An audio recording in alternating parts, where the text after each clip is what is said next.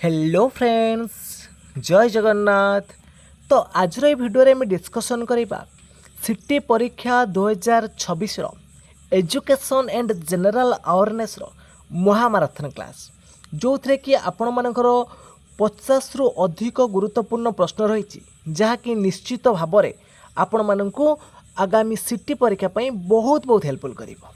जदि आपण मानक भिडियोटी भल लगे निहाती भाव में लाइक करेंगे, कमेंट करेंगे, ता सहित शेयर करेंगे एवं जो मैंने कि चैनल को प्रथम थर पर विजिट करुवे चैनल को सब्सक्राइब कर रखिए। तो चलते देरी न करी आज रिविजन क्लास को आरंभ करवा। तो आज रिविजन कालीर सिलेक्शन। तो प्रथम प्रश्न अच्छी निम्नलिखित क्यों कमिशन प्रथमे कॉमन स्कूल सिस्टम CSS रो धारणा को सुपारिश करथिले। केउ कमिशन प्रथमे कॉमन स्कूल सिस्टम को सुपारिश करथिले। तो सठिक उत्तर एटी आपण मानकर कोन आसीबो? राधाकृष्णन कमिशन ना मुदालियार कमिशन ना कोठारी कमिशन ना जसपाल कमिटी? तो सठिक उत्तर एटी आपण मानकर option number C Kothari commission. तो परवर्ती प्रश्न पचारिछि निम्नलिखित मध्यरु केउटी एनसीईआरटी रो कार्य नुह, केउटा एनसीईआरटी रो कार्य नुहे? एनसीईआरटी कौन करिबो? पाठ्यपुस्तक प्रस्तुत करिबो, ता सहित कौन करिबो ना जातीय पाठ्यचर्या ढांचा एनसीए प्रस्तुत करिबो, शिक्षागत गवेषणा करिबो। किंतु टीईटी जोटा कि शिक्षक योग्यता परीक्षा एटा से परिचालन करिबो नहीं। तो सी ऑप्शन एटी राइट आसीबो। तो परवर्ती प्रश्न अछि एनईपी 2020 अनुसार प्रिपारेटरी स्टेज केउं श्रेणी को अंतर्भुक्त करे? तो एनईपी नेशनल एजुकेशन पॉलिसी जो कि आपण मानकर 2020 अनुसार प्रिपारेटरी स्टेज केउं श्रेणी रो अंतर्भुक्त? एटा होछि आपण मानकर तृतीय रु पंचम, बी ऑप्शन राइट आसीबो। तो परवर्ती प्रश्न पचारिछि निम्नलिखित केउं संस्था शिक्षक शिक्षा जोटा कि आपण मानकर टीचर एजुकेशन रो मानदंड को निर्धारण करे? केउं संस्थाटी टीचर एजुकेशन रो मानदंड को निर्धारण करुछि? तो ऑप्शन भितर आपण मानकर सठिक उत्तर आसीबो कोन ना एनसीटीई, सी ऑप्शन राइट आसीबो। तो परवर्ती प्रश्न पचारिछि संविधान रो केउं अनुच्छेद रे 6 रु 14 वर्ष शिशुंक शिक्षार अधिकार सुनिश्चित करा जाइछि? तो संविधान रो केउं अनुच्छेद रे 6 रु 14 वर्षर शिशु को जो ताकर शिक्षा अधिकार पर सुनिश्चित करा जाउछि? एटा होछि आपण मानकर संविधान रो 21A रो। तो निश्चित भाव में सब इंपोर्टेंट प्रश्न रहउछि, निहाती भाव में आपण मानकर एग्जाम रे आसीबो। तो परवर्ती प्रश्न पचारिछि निम्नलिखित केउटी केंद्र सरकारक शिक्षा योजना नुहे? केउटा केंद्र सरकारक शिक्षा योजना नुहे? समग्र शिक्षा अछि, PM3 अच्छी, निपुण भारत अच्छी, किंतु बिजु युव सशक्तिकरण योजना एटा नहीं। तो डी ऑप्शन एटी राइट आसीबो। तो परवर्ती प्रश्न पचारिछि यूजीसी केउं आईन अनुसार स्थापित होइतिला? यूजीसी केउं आईन अनुसार स्थापित होइतिला? तो ऑप्शन भितर एठी आपण मानकर सठिक उत्तर कोन आसीबो? तो सठिक उत्तर एठी आपण मानकर ऑप्शन नंबर ए आसीबो, यूजीसी एक्ट 1956 अनुसार। तो परवर्ती प्रश्न पचारिछि केउं कमिशन 10+2+3 शिक्षा प्रणाली को सुपारिश करथिले? केउं कमिशन 10+2+3 शिक्षा प्रणाली को सुपारिश करथिले? तो राइट आंसर एठी आपण मानकर option number C Kothari commission. तो परवर्ती प्रश्न पचारिछि डाएट रो प्रमुख उद्देश्य कौन? जो डाएट अच्छी ए डाएट रो प्रमुख उद्देश्य कौन? तो राइट आंसर एठी आपण मानकर ऑप्शन नंबर बी प्राथमिक स्तर रे शिक्षक प्रशिक्षण। तो परवर्ती प्रश्न देछि निम्नलिखित केउं अनुच्छेद रे 6 वर्ष रु कम शिशुंक प्रारंभिक जत्न और शिक्षा विषय रे राज्य को निर्देश दिया जाइछि? तो एठी देखंतु देछि अनुच्छेद 21A ना अनुच्छेद 45 ना अनुच्छेद 46 ना 51A? केउं अनुच्छेद रे 6 वर्ष रु कम शिशुंक प्रारंभिक जत्न और शिक्षा विषय रे राज्य को निर्देश दिया जाइछि? तो सठिक उत्तर एठी आपण मानकर ऑप्शन नंबर बी अनुच्छेद 45 रे। तो परवर्ती प्रश्न पचारिछि निम्नलिखित केउ commission education and national development नामक रिपोर्ट प्रदान करथिले? केउ commission education and national development नामक रिपोर्ट प्रदान करथिले? तो ऑप्शन भितर आपण मानकर सठिक उत्तर आसीबो कोन ना option number C Kothari commission. तो परवर्ती प्रश्न पचारिछि भारतर शिक्षा को कनकरेंट लिस्ट जोटा आम कहते समवर्ती तालिका को केउ संविधान संशोधन माध्यम रे स्थानांतरण करा जायतिला? 42तम संशोधन ना 44तम संशोधन ना 52तम संशोधन ना 73तम संशोधन? तो सठिक उत्तर कौन आसब ना सठिक उत्तर हो ऑप्शन नंबर ए 42तम संशोधन जोटा कि आपण मानकर 1976 मसीह होता।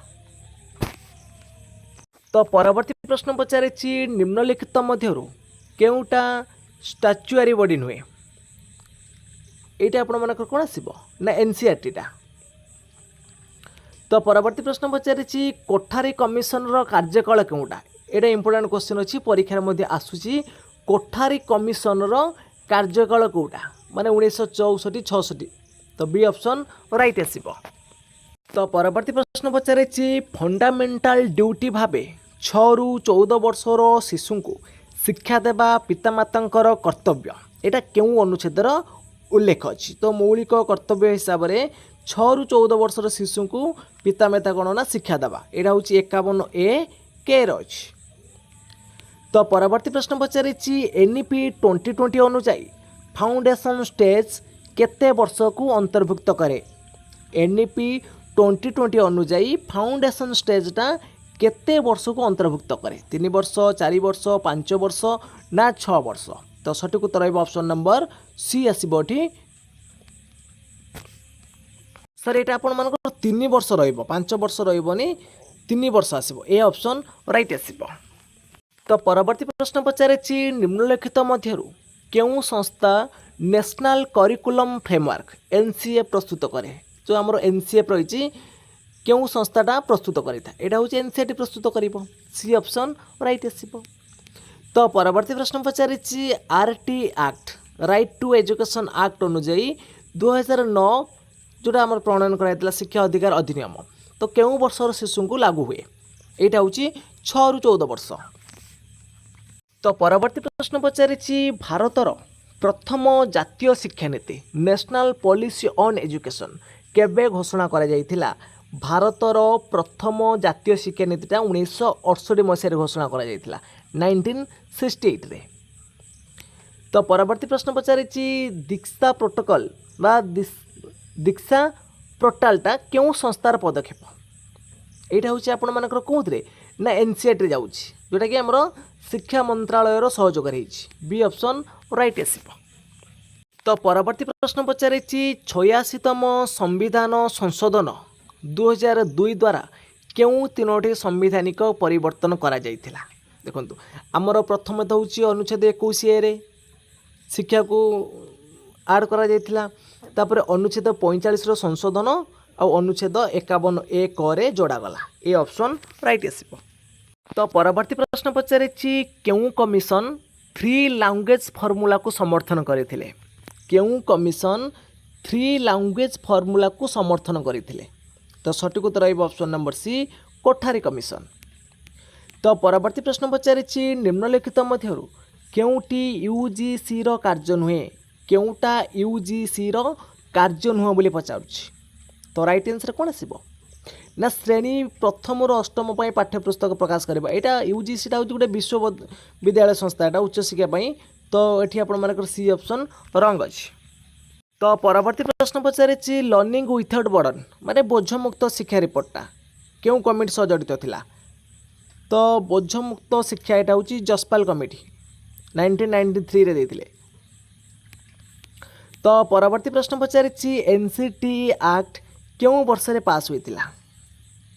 National council of teacher education एक्टा केउ वर्ष रे पास होइतिला? एटा आपण मानकर 1993 रे हितिला।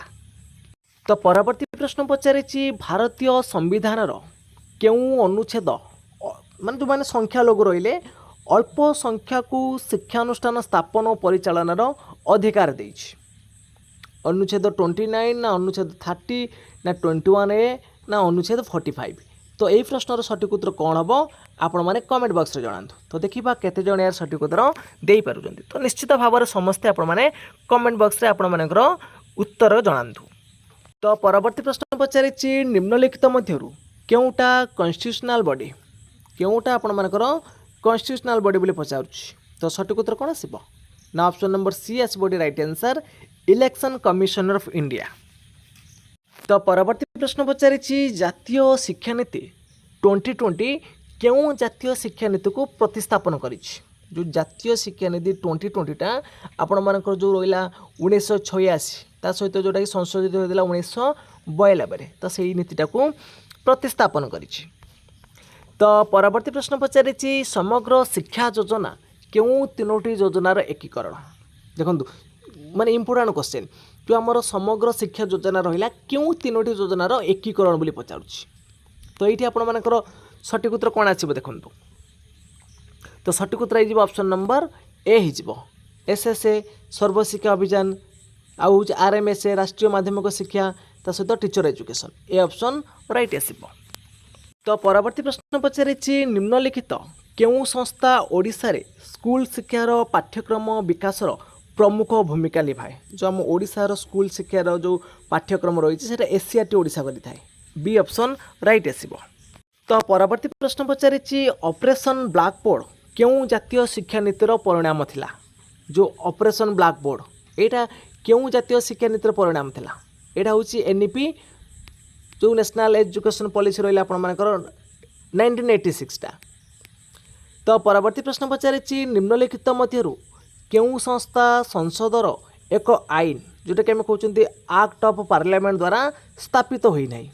यूजीसी ना एनसीटीई ना एनसीईआरटी ना एआईसीटीई। तो सठिक उत्तर हो ऑप्शन नंबर सी एनसीईआरटी।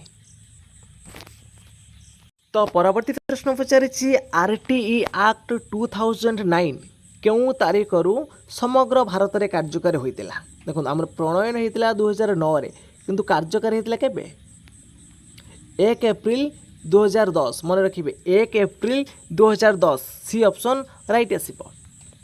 तो परवर्ती प्रश्न पचारि कोठारी कमिशनर अध्यक्ष किए थे। तो कोठारी कमिशनर कार्यकाल था 1964 66 10+2+3 सिस्टम एथिरे किए अध्यक्षता करते doctor DS Kothari B option right आसीबो। तो परवर्ती प्रश्न पचारि भारतर प्रथम नेशनल करिकुलम फ्रेमवर्क केउं वर्ष रे प्रकाशित होइतिला। भारतर प्रथम नेशनल करिकुलम फ्रेमवर्क केउं वर्ष रे प्रकाशित होइतिला 1975 ना 1988 ना 2000 ना 2005। तो सठिक उत्तर आसीबो ऑप्शन नंबर ए 1975। तो परवर्ती प्रश्न पचारि एनईपी 2020 अनुसार स्कूल कॉम्प्लेक्स बा क्लस्टर रो मुख्य उद्देश्य कौन। एनईपी 2020 अनुसार स्कूल कॉम्प्लेक्स बा क्लस्टर मुख्य उद्देश्य कौन। मुख्य उद्देश्य कौन आसीबो ना संबल और शिक्षकों सहयोग वृद्धि करवा है रिसोर्सेस और टीचर मानकर सहयोग को वृद्धि करवा। तो परवर्ती प्रश्न पचारि भारतीय संविधान केउं भागरे शिक्षार अधिकार राइट टू एजुकेशन स्थान पाई। भारतीय संविधान केउं भागरे शिक्षार अधिकार राइट टू एजुकेशन स्थान पाई। तो सठिक उत्तर आसीबो ऑप्शन नंबर बी जोटा कि आपण मानकर फंडामेंटल राइट्स अछि। तो परवर्ती प्रश्न पचारि डाएट स्थापन करने को केउं नीति सुपारिश करिथिला। डाएट स्थापन करने को केउं नीति सुपारिश करिथिला एनईपी 1968 ना 86 ना 2020 ना कोठारी कमिशन। तो ए प्रश्न सठिक उत्तर कौन आसीबो ना डाएट स्थापन करने आपण मानकर जोटा एनईपी 1986 जातीय शिक्षा नीति 1986 सुपारिश करिथिला। तो परवर्ती प्रश्न पचारि निम्नलिखित मध्यरु केउंटी ओडिशार स्कूल शिक्षा सह सीधासलख संपर्कित संस्था। तो ओडिशार पचारछि ताले हमर एसीआरटी ओडिशा रहिबो एठी राइट आंसर। तो परवर्ती प्रश्न पचारिछि निम्नलिखित मध्यरु केउं शिक्षा कमिशन को एजुकेशन कमिशन बोली कहा जाए। केउं शिक्षा कमिशन को एजुकेशन कमिशन बोली मध्य कहा जाए। राधाकृष्णन कमिशन ना मुदालियार कमिशन ना कोठारी कमिशन ना हंटर कमिशन। तो सठिक उत्तर रहिबो एठी आपण मानकर कोन आसीबो तो ऑप्शन नंबर सी हो राइट आंसर कोठारी कमिशन। ये जो कोठारी कमिशन को आम कौन बोली कहते ना एजुकेशन कमिशन बोली कहते। तो परवर्ती प्रश्न पचारि निम्नलिखित कथन गुड़ी को विचार करूँ। स्टेटमेंट 1 देती यूजीसी एक स्टैच्यूआरी बॉडी, एनसीईआरटी एक स्टैच्यूआरी बॉडी। तो ये ठीक आसो केवल ए ऑप्शनटा, केवल स्टेटमेंट 1 टा ठीक अच्छी। तो परवर्ती प्रश्न पचारि निम्नलिखित मध्यरु केउटा सठिक क्रम, केउटा सठिक क्रम बोली पचारछि। एटा आपण मानक राधाकृष्ण था 1948 पाखापाखि, मुदालियार 52-53, कोठारे 64-66। ताले एई क्रमटा ठीक अच्छी, ए ऑप्शन राइट आसीबो। तो परवर्ती प्रश्न पचारिछि केउ कमिशन केवल विश्वविद्यालय शिक्षा सह संबंधित, केउ कमिशन केवल विश्वविद्यालय शिक्षा सह संबंधित। कोठारे कमिशन 10+2+3 एटा केवल रहिलानी, मुदालियार कमिशन देइछि, राधाकृष्ण कमिशन देइछि, यशपाल कमिटी देइछि। तो सठिक उत्तर आसी बैठी आपण मानक option number C Radhakrishnan commission. तो परवर्ती प्रश्न पचारिछि निम्नलिखित मध्यरु केउ जुगलटी भूल अछि, केउ जुगलटी भूल अछि।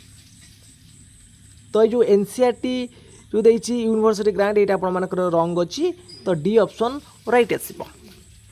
तो परवर्ती प्रश्न पचारिछि केउ जातीय शिक्षा नीति रे 5334 गठन प्रथमे प्रस्ताव होइतिला। केउ जातीय शिक्षा नीति रे 5+3+3+4 गठनर प्रथम प्रस्ताव होइतिला। एटा हम आपण मानकर कोटा ना एनईपी 2020। डी ऑप्शन राइट आसीबो। तो परवर्ती प्रश्न पचारिछि लर्निंग विथआउट बर्डन एई रिपोर्ट आपण मानकर केउ वर्ष रे प्रकाश पाइतिला। बोझमुक्त शिक्षा होउची 1993 मसिया रे।